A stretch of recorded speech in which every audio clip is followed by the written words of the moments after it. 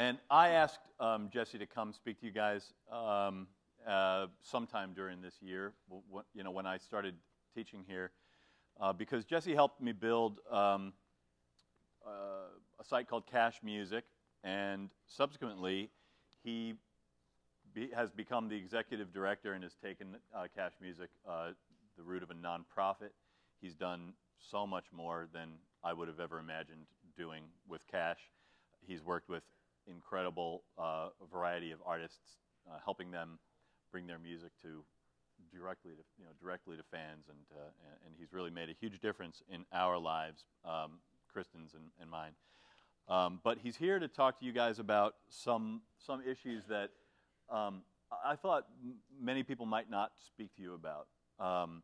The need for you to have systems in place that make you bomb-proof, bulletproof, so that you're not subject to any one structure, system, company's whims, but rather are completely and utterly independent and self-sufficient, because sustainability is based on that idea of self-sufficiency.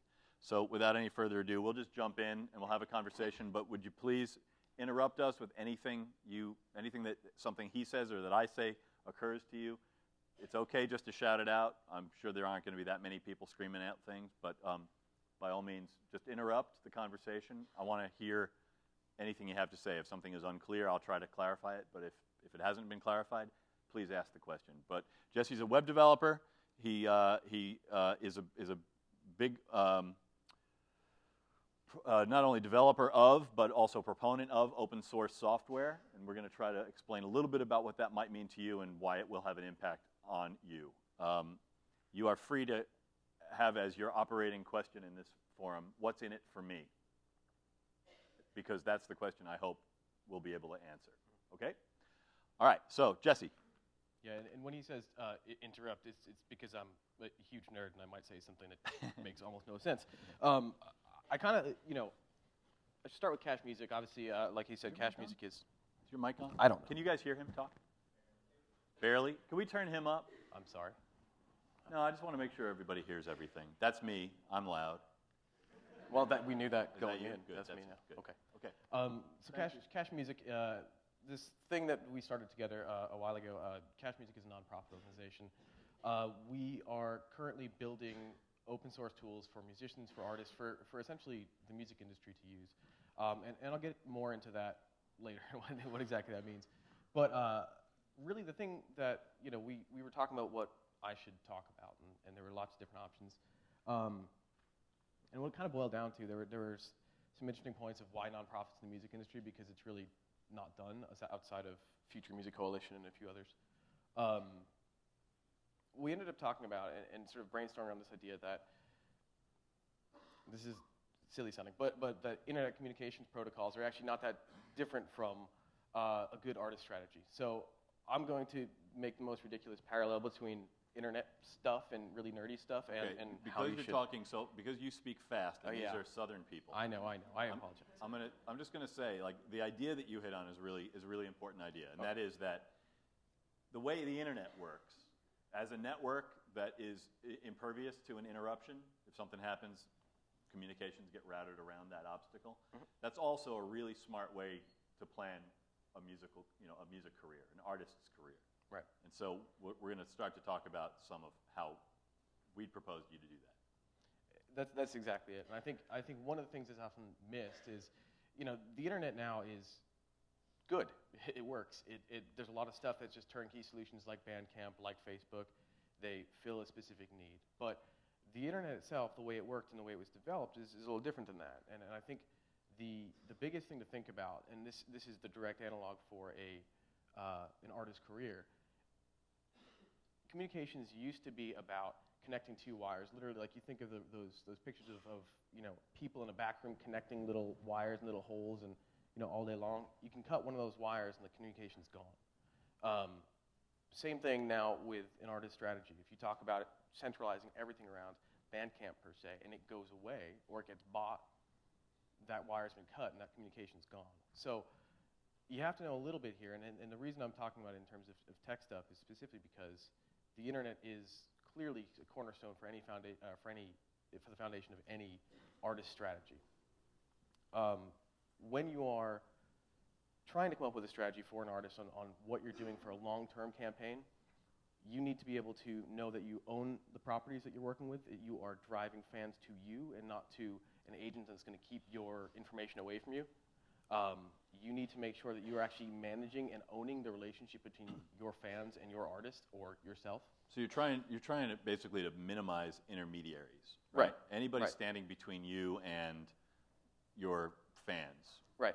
You know, you're going to try to minimize the number of people standing between you and your fans, right? Minimize potentially, but I think the most important thing is to make sure that if one of those things, if one of those services in the middle goes away, that there's always an alternative. You can always reroute.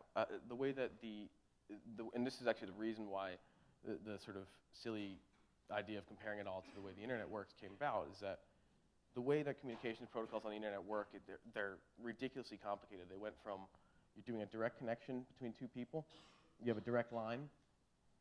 That went away in favor of having 50 or 60 lines and spiders to people. The reason it spiders people is that literally a nuclear bomb could go off, take out 20 servers in one city.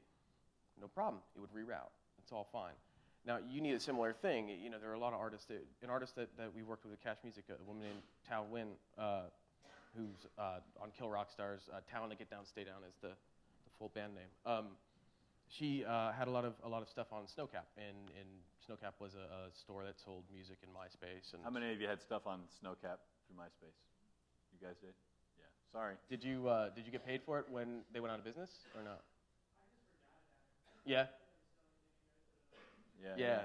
Well, when they went out of business, you know, the artists who had stuff in there were actually the last person to get paid. So they declared bankruptcy, and when that happened, you know, they got bought out by MySpace, but MySpace didn't do a full purchase. So they left the Snowcap thing behind. The company that was iMeme, that was holding Snowcap, is now, you know, it folds, goes Chapter 11, and the artists are the last creditor on the list. So banks are getting paid, electric bills are getting paid, everybody else is getting paid, and then artists who were the reason they were making money in the first place are the last people to get paid. So that's kind of a good example of just that wire being cut. You had this thing with, you know, where you're selling music directly to your fans, it feels good. Suddenly it's gone, you're not getting the revenue, you don't have any information about who those people were, you don't know how to reach out to them again, and it's completely and totally gone. So, right.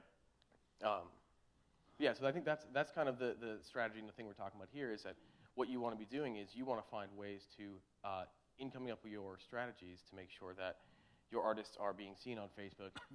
Snowcap is fine. It wasn't the issue. It was the issue for people was that there were some people who were just doing MySpace and Snowcap, and when MySpace dries up and Snowcap goes out of business, suddenly you've got nothing.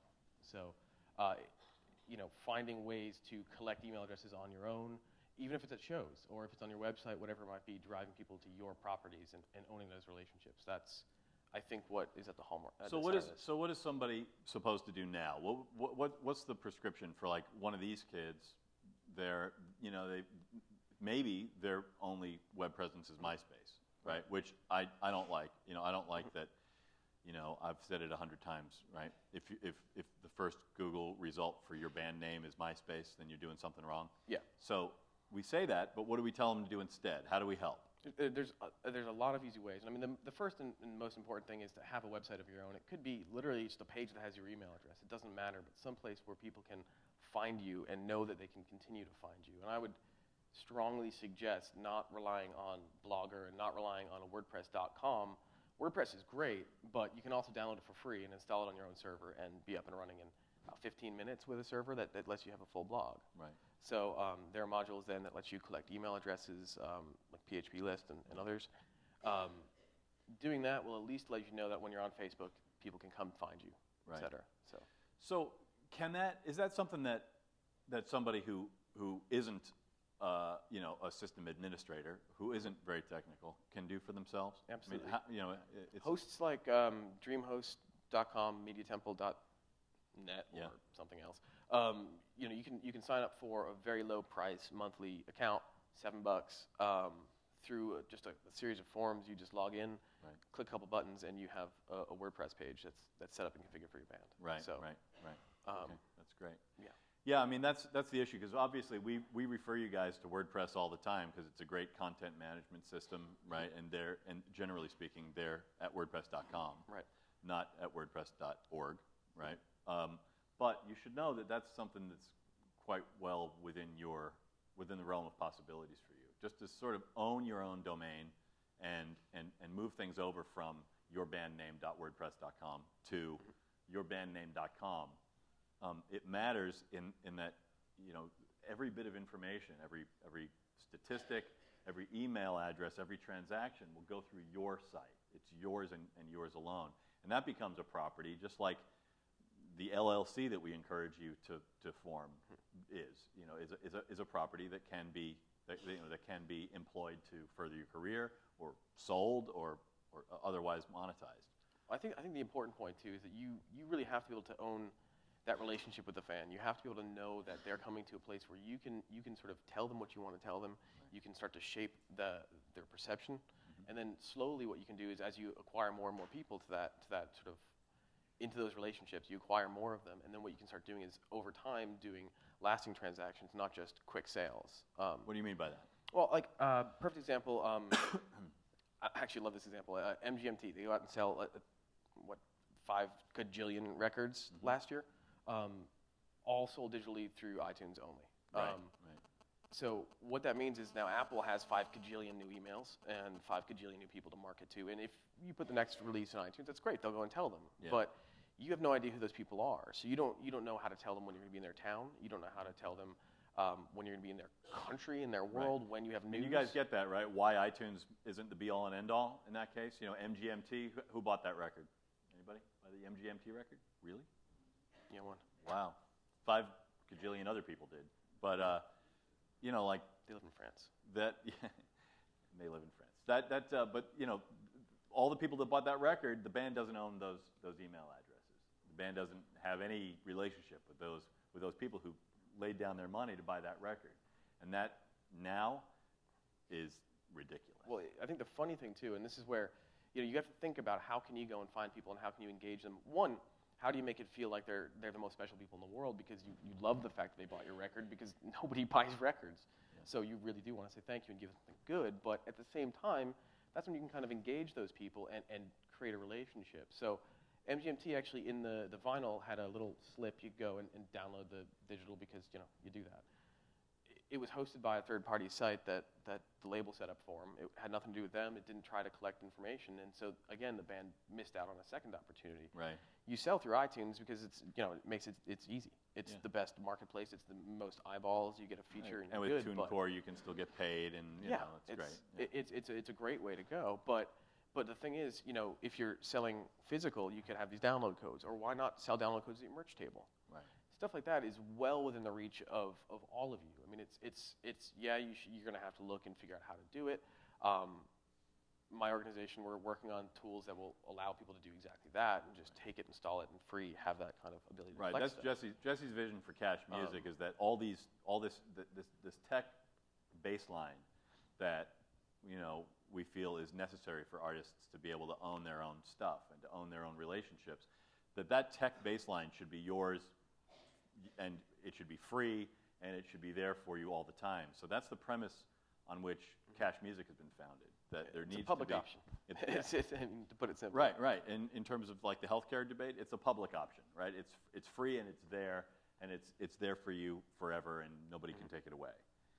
Yeah. But anyway. But yeah, but it's not out of the realm. I mean, everyone knows somebody that knows something about building a website, that knows something about using different systems, and there are lots of different solutions that'll let you do this stuff. And it's important to know that you can find these little ways to capture people and both, again, make the relationship feel better, make the exchange feel better, but also know that you can build a lasting relationship so that when the new record comes out or when you want to just do a mixtape or have a download or whatever, it's always there, So can you talk about some projects you've done in the last year or two that where you've been particularly proud of, like the way you changed someone's course? Like, can you give me a case study where you've done that? Yeah, absolutely. There's a few. We'll leave Kristen out of it just because that's. You guys know too much about Kristen already. Exactly. Kristen sits on the board of Cash Music, which is why. Yes. In terms of projects, there was a project to do with a band called Deerhoof. Deerhoof is noisy pop. Is that fair? Yeah. Yeah. They're a band out of the San Francisco. They some people like them, but they did for their last record. Anybody know Deerhoof? Oh. Good. Oh, see? Awesome. MGMT, nothing. Deerhoof, something. That's. I won't say anything. Very good. What? No, that's true. Oh, Yeah. I asked who bought the MGMT album. But everybody here bought the Deerhoof record, right? That's great. Very sweet. All right. Yeah. Anyway. I did too. I was imprecise. Thanks, Josh. All right. So Deerhoof, they were doing promo, and they wanted to. And they, up to the time that they started working with you, really had no direct relationships with their fans, no email database. I've been working with them for a long time. It's partially my fault. Well, too. yeah, but recently. Yeah, no, until recently. They hadn't had any kind of real relationship with the fans, and also staunchly refused to email people. I mean, this is another thing. There's a whole other issue of don't do that.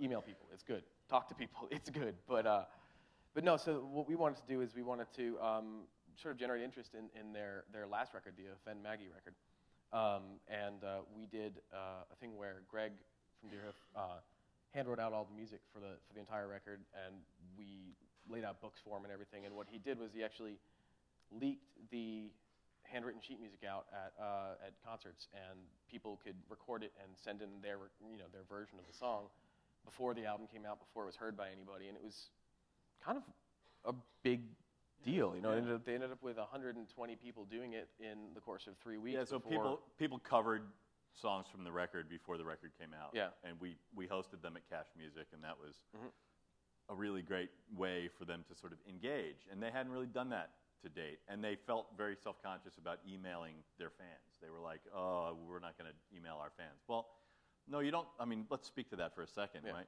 You don't ever want to spam your fans. You don't want to spam anybody, right? It has to be personal. It has to be anticipated. It has to be relevant. But like with just a little bit of permission, you have an excuse to email people what's new with you, or if they come to your gig and give you their email address, then you have permission to just send them an update that they're probably very happy to hear. And we get complaints from fans that we don't send enough email. People are like, oh, you guys never send us enough stuff. I'd like to get an email all the time. And we don't do it. And I think that more often than not, people who give their email to a music entity would love to get contacted. Right. I mean, don't waste their time. Don't jerk them around, but send them a relevant email, and they're psyched. They're long or short, they're happy to read it. Yeah, I mean, a once-a-month status update is never a bad thing. Right. So. Right. Yes, please. Well, it's not meant to be invite-only forever. It is invite-only right now because it's in development. But Cash Music will provide a public baseline. Yeah.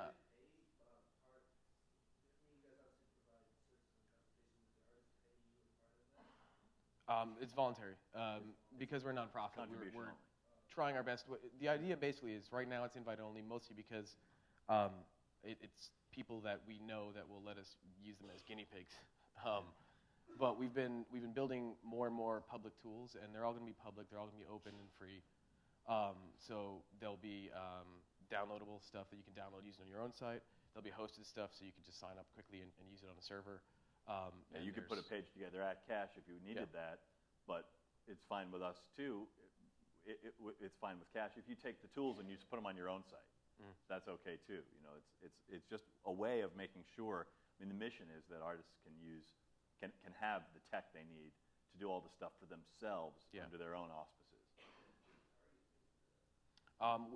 We have our first release stuff came out end of last year and is coming, and there's going to be another release 3 weeks from now or so of very basic things like music players and smaller site tools. In about 8 weeks to 12 weeks, we're going to have more downloadable components that you can install and use and start. Yeah, if you visit cashmusic.org and drop your email in there, you'll get updates when new releases come out. There are things like an audio player that's really nifty, an image viewer, a video player.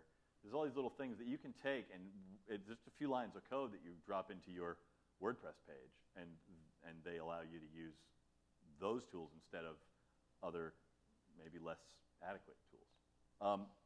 but this isn't meant to be a sales No, thing yeah, for cash. Not that there's anything being sold, but the idea really, I'd like you to talk a little bit about about why open source, Okay. Yeah. why that matters. I think the thing that's lost on it, open source is used a lot. You've heard the terms probably too much without necessarily understanding what it means, or what the significance, what the purpose is. Obviously, open source code basically means it's developed and anybody can see the code that was developed and can take it and can change it. So anyone that uses it can modify it. It's not necessarily meant to be this grand altruistic gesture. It's also not necessarily meant to be anti-corporate or anti-startup in any way, shape, or form. Everything on the internet is based on open code and open standards. So think about email. If you had to sign up with 15 different email clients because there are 15 different kinds of email, it'd suck. Same for web browsers and the works. It's all built on stuff that's open. So what we're trying to say here with music is that you need open technology in music as well. You need to know that a startup can be focused on innovation rather than focused on email sign-up forms or basic collection stuff. You want people to be taking basic functionality, that baseline that we talked about. You want to make sure that all startups have that stuff to sort of build on top of, and all artists have that stuff to build on top of. So that's where the open side of it comes in. It becomes kind of important. So. Can you explain why it was important to you for Cash Music to be open source? What are you hoping to gain? What do you want to happen next by being open source? Well, the open source thing is just necessary to those goals. It has to be open source, because if it's not, you won't have community involvement. You won't know that when an artist goes out and creates something special. Say, take Radiohead, for example, the pay what you want model type stuff. A lot of people have emulated it after the fact. Everyone that's done that has written their own version of it and not improved it necessarily because they're too busy writing their own version. They're writing their own stuff. Instead, with open source code, you could say, great example actually, the In Rainbow's release, there was kind of a flawed thing in the way it worked, in that you had to check out before you could download the stuff entirely. Right. So you had lots of people checking out with $0 price. Right. Coming back later and leaving a tip and not being able to identify themselves as, I've already downloaded this. So all the numbers, all the averages, all the statistics on how many people have downloaded it, well, you don't know. And how many people have paid for it as opposed to taking it free? Well, what if they took it free once and came back and then put some money in and just said cancel the download? Right. You couldn't tell, and that was one of the things, who would necessarily think of that in advance of doing this giant experiment? Because you did the big new experiment. Right. You didn't think of the nuance. But in an open source project, you could start there, yeah, and then tweak it, yep, and change it, and yeah, make it better. You would just take it like building blocks, and you could just rearrange them as opposed to. And then you can't keep it to yourself at that point. You have to still keep it in the open source, right? So that. Can you understand why that would be important? Like to have things, to have something go to a point and then be taken and improved and changed, and then put back in the open, back in the public, makes it really vital to the way software is developed. I mean, some of the best software that you use was developed in the open source. I think if you want an illustration of it that's not up in sort of that Radiohead level, Raj, Lush Life. Yeah. One of the things we've done a lot of at Cash is we've done pre-release streams for musicians where an album's coming out, it's 3-4 months out. You don't want it to leak yet; it's too soon. We've got secure media players so that folks can come in, and you can still steal audio. You can always steal audio. If it comes out of the speakers, you can steal it. We make it a little bit harder. So we have these secure players, and we can track usage. We know who's doing what, et cetera, et cetera. And we've been using them for essentially just pre-release stuff for, the Deerhoofs, the Andy Warhols, the Vines, go down a list. There's a lot of bands that we've used this for, and some are very big names, like the latest remastered Elliott Smith stuff went through our system. Right. Pretty successfully. We've had 2 leaked albums, and both, turns out, were literally loop backed in from the back of the machine to the front of the machine. Right. So it's about as good as you can get in protecting the stuff. Yeah. This is kind of a staple of our stuff, and along came a friend named Raj, who records under the name Lush Life. He's an MC and crazy multi-instrumentalist. Had a great record last year.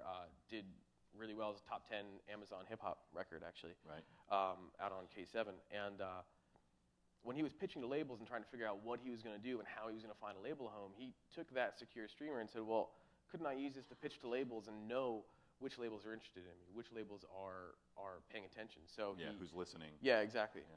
So rather than going out and sending it out to journalists, what he did is 9 months, 10 months in advance, he put all his stuff in this, or put all his demos in it. He had every track would come up and would display information about how he felt the live performance should go, Right. how he felt the final production should be. So it was a lot more than just a player. Right. It was a player that would show you all kinds of information, and you could tell a story in the player, and then depending on who dropped their email in to unlock the player, you could know who was invited, who showed that's up, just it, yeah. who listened, where they skipped songs. I mean, it was like a really powerful tool for an artist to use. It's how he ended up deciding what label to sign with, because he actually invited, I want to say it was Let's a say it was dozen 10 labels. yeah. Yeah, 10 labels.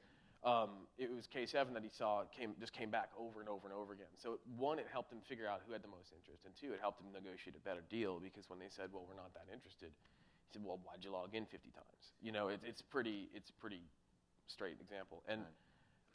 I had never thought of using that tool in that way, and it was an artist who had a specific need that came along and said, but I want to do it this way. I want to do this So thing. by that artist employing the tool in that way, you know, you were able to realize more value for the thing that you created. You Right. created this secure streamer, and wouldn't have thought about it in that way as a tool for like analytics, right? Or as a way of analyzing interest and enthusiasm or whatever. Yeah. But that's the way he used it, and we now know that it's valuable in that way, Right. which is amazing. And that might be a little bit of a closed loop, but it illustrates why open source matters, why that stuff matters, because an artist can dictate what happens in it. He can take something that exists and turn it into something that suits his needs better. Right, So. right. All right, so I asked you to think about like what's in it for me. Do any of you guys have a challenging question from that standpoint? Like, how can any of you use this stuff, or do you have anything that occurs to you at this point in the conversation? No? All right. Yeah. Meh. All right, go ahead. That's fine. So, where are we? What do you want to... Oh, we're skipping around. It's Where do fine. you want to go? We got nerd pages and pages. I think, I don't know what's best next.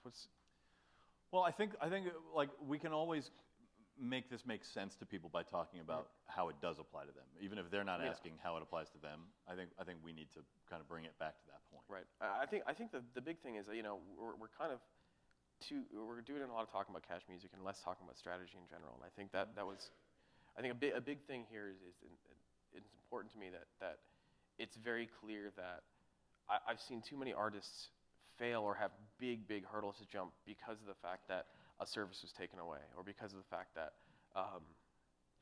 they didn't get included in. Actually, a great example of sort of that bulletproof, the reason you need to be bulletproof. A band that we work with, and actually a close friend of mine named Shushu. Shushu is a somewhat controversial art rock band. They make pop music, but it touches on some really dark stuff. And they had a video, and all their video stuff has been going through YouTube, like you'd imagine. But all of their promo, every last piece of promo, is being sent through YouTube, including the stuff on Stereogum and on Pitchfork and whatever else. It was all just an embedded YouTube player. This video of theirs, while not pornographic, upset some people. It had a woman throwing up in it on purpose. And it got people really upset to the point where YouTube yanked it, and it was gone. And actually, the label was told that was like one of 2 strikes, and if something else was objectionable, the label's content, all of it, would go away. Wow. Yeah. Who's the label? Kill Rock Stars. Kill Rock Stars, Yeah. right? So, all of Kill Rock Stars stuff could get yanked off of YouTube because there was a video of a lady making herself throw up. Yeah. Okay. And for the record, the song was about bulimia, so Yeah, I mean, right. it kind of made sense. It was appropriate. All right, anyway. Yeah. Well, I'm just throwing out. It's not just wasn't like a dance move or anything. Yeah. Well, maybe I don't know. But so the point is though, you have this band that's challenging perceptions. You have this band that's doing stuff that is heady stuff. It might be dark. It might be whatever. But it was an unexpected move that happened on the part of YouTube, and the label suddenly scared because they have, I don't know, 200 or so different videos up on YouTube. The band's got however many, some more objectionable, some less, but whatever it was about that one video, it shut down, and the video was no longer available on Stereogum. It was no longer available on Pitchfork. It wasn't available through the label site, through the band site. It was just gone. Just one site pulled the plug, and all these little points went dead. Yeah, exactly. You know, and obviously, what was great here is that this is the perfect example of being able to reroute, because you know, YouTube is not your only option, and you know, you have a good publicist who can get back in touch with all those places that had it embedded. The switch was made that it was turned into a Vimeo thing and plugged in, and you know, it was no big deal by the end of the day, and you know, you lost out on all the comments of people saying, I hate this video, it's disgusting, or I love this video, how can you not see this art thing, and this crazy art music jihad that was going on was gone. No loss to humanity. And that was it. But the fact of the matter is they had this tool and they had this idea of album promo based on this video. Video was gone. What do you do? And there was an alternative. But there isn't always an alternative. Right. So I think making sure you have those alternatives lined up, knowing in advance what you would do if that happened, is important. You have to plan for those things. You know, just while we're talking about open source, I think it might be worth our while talking about open source music to a certain extent. Okay. Why you know, a lot of these people are creative people who make their own music. Not all of them represent artists. Some are artists themselves. They will be representing themselves. That's important. You know, open source can be extended, as you can imagine, to your music as well, right? You know, encouraging people to take your music and start there and then do something with it, change it, and share it back is a pretty compelling way to get people involved with your music. It's a great way to lace yourself into other bands' worlds. It's a great way to get people to get their hands dirty with your content. It's a great way for you to add value to your own website by hosting remixes and things like that. It's a really awesome way of applying a concept from this world of software and taking it to music, which is really software in and of itself. Yeah. So you do you know, you make your music and then you make your stems available, you know, pro audio, you know, the submixes, make those available and let people start to mess around with them or remix things or to. And I'm assuming you guys are doing copyright stuff. Do you know about Creative Commons by any chance? Has that ever come up? We talk about it in certain classes. Most of them do hear about it. All right. Well, Creative Commons is an organization, and which makes it so that people can use your music without asking your permission explicitly. They're also a nonprofit, and they basically create these stock licenses for you to use that range from declaring something essentially in the public domain, what's called a CC0 declaration, which is actually more definitive than a public domain, which, believe it or not, doesn't actually exist. That's another story. But so they have these licenses going from I waive all rights on my content to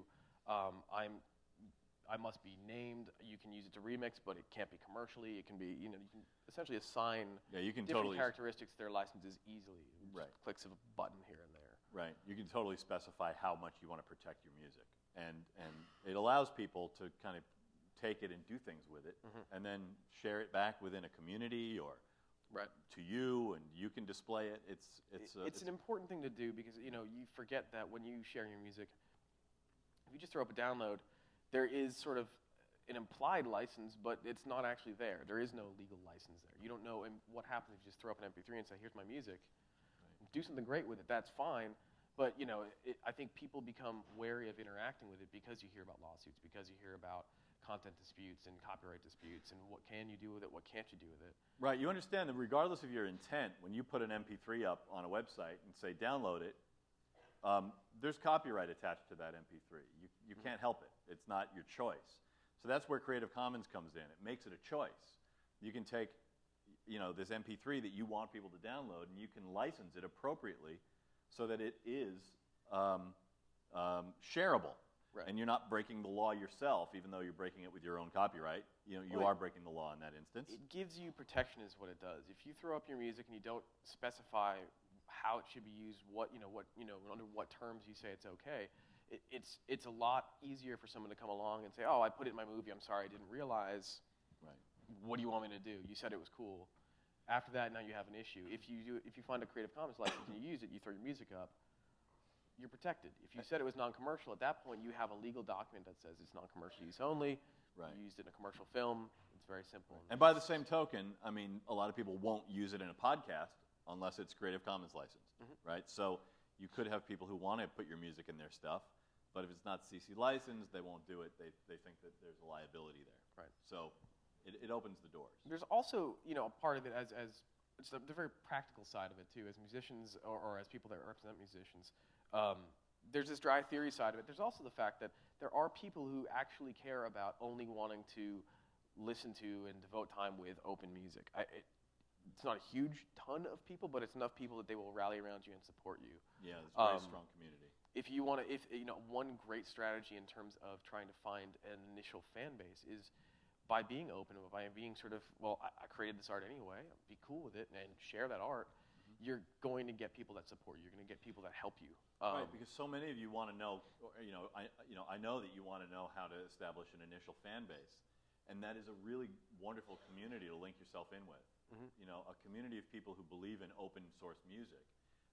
You can go to archive.org or Open Media or CC Mixter. These are all sites that where people who believe in working together to collaborate on tracks is a really valuable thing. And if you're starting from scratch, if you really just want people to hear your stuff, to feed back to you, I mean, that's how to do it. You bring your music to these communities, you license it through Creative Commons, and you reserve your rights for yourself. You only reserve some of the rights. You say, you can't make money on my stuff without me participating in it.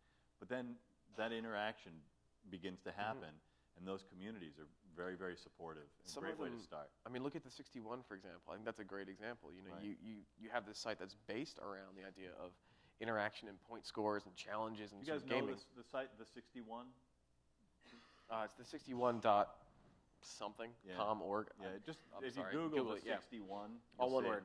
It's a really interesting online project. Yeah, most of the music in the 61 has been, you have to declare that at least you own the rights to it. You have to declare that you are allowing them for usage. But they also allow you to give it a Creative Commons license to enable downloads.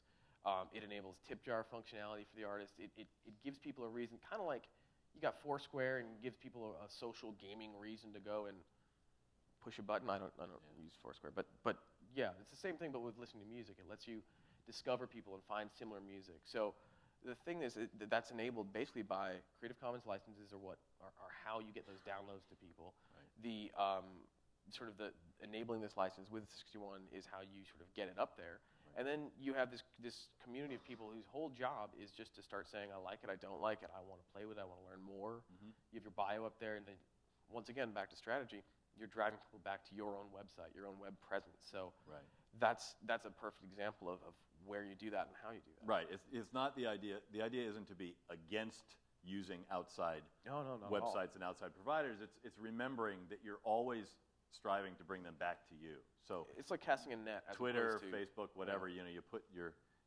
hooks out there, and you want to ultimately figure out a way to always bring people back to your property, to your website, to your property. So, okay. I mean, I think that's what we needed to cover. That's the big stuff. We don't have a lot more to say. You guys, anything? Anybody? Ideas? Thoughts? Wow. I hope it's because you got tons of information. You don't have any questions. Yes.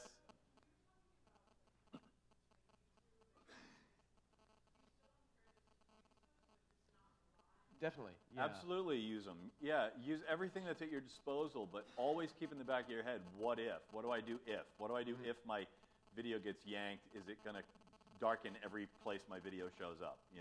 What's my backup? I would say the important thing, and I don't know if you're doing this right, the important thing is to make sure that you are at the center of your strategy as opposed to having MySpace or YouTube or whatever at the center of your strategy. Or not having a center. Yeah.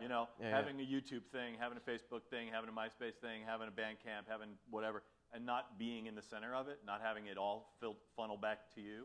It all has to funnel back to you ultimately. You know what I mean? Yeah. It's important that you can use all those things, and you should be using those things. That's really the point, is that they're tools. Yeah, exactly. It's how you get the people to you, but once you get them to you, you have to manage that relationship. So they're all totally, I mean, you should use anything you feel comfortable using, and the right answer of which thing to use is totally based on where that interaction is best for you. So, Maddie?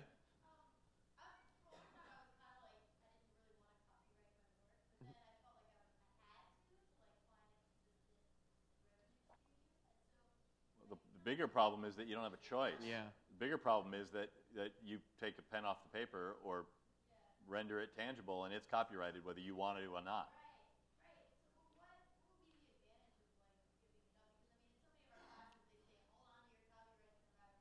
You don't give it up. You Oh, no. only put conditions on it. You modify it rather than give it up. The Creative Commons stuff is actually it's a form of license, not a copyright. When you hold a copyright, then you have right to determine how people use it, which is the licensing aspect. So Creative Commons gives you some simple licenses you can use. It's non-exclusive license, so you can still go and sign a giant sync license and become wickedly rich and live in a mansion and all that stuff. You're still good on that front. The mansion thing's still okay. You just, now you've sort of enabled it to be shared appropriately and reshared by other people under those same All you're terms saying, and like, stuff. copyright is automatic and it says all rights reserved, but Creative Commons takes copyright and it says, well, some rights reserved. Mm-hmm. Like, you were always able to grant people permission to do stuff with your copyright, but they had to find you, write you, and get an answer from you.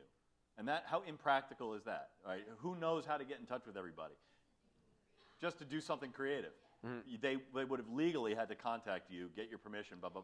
But Creative Commons says, like, stands right there and says, oh, I say it's okay to use it in this way, non-commercially, as long as you say it's me, as long as you share you share it back. Yeah. Yeah, like one of the questions I missed in Billy's midterm today was, do you need a sync license for a home movie? You shouldn't. That's dumb, but you do. Creative Commons lets you just declare that officially and legally stupid, and so you're off to the races. Non-commercial and you can make use as many home movies as you want. Right. Non-commercial use is fine with me. Yeah, exactly. You want people to share it, right? You don't necessarily need people to pirate it, but you want people to share it. And we always ask people, share this music, and we license our stuff through Creative Commons. We want them to share it. We want them to pass it around, and we want them to mess around with it too. So, if any of you want to talk about ways of getting your numbers off the ground through open source, through Creative Commons, Creative Commons licensing and those communities that we discussed, you can find me anytime. We can talk to Jesse while he's around. Feel free to approach us. That's it. Anybody else? Oh. Yeah, it's cashmusic.org. Cashmusic.org. And there's actually an explanation of Creative Commons specifically in regards to how to use it as musicians up there. So, yeah. Okay, so thank you very much, you guys.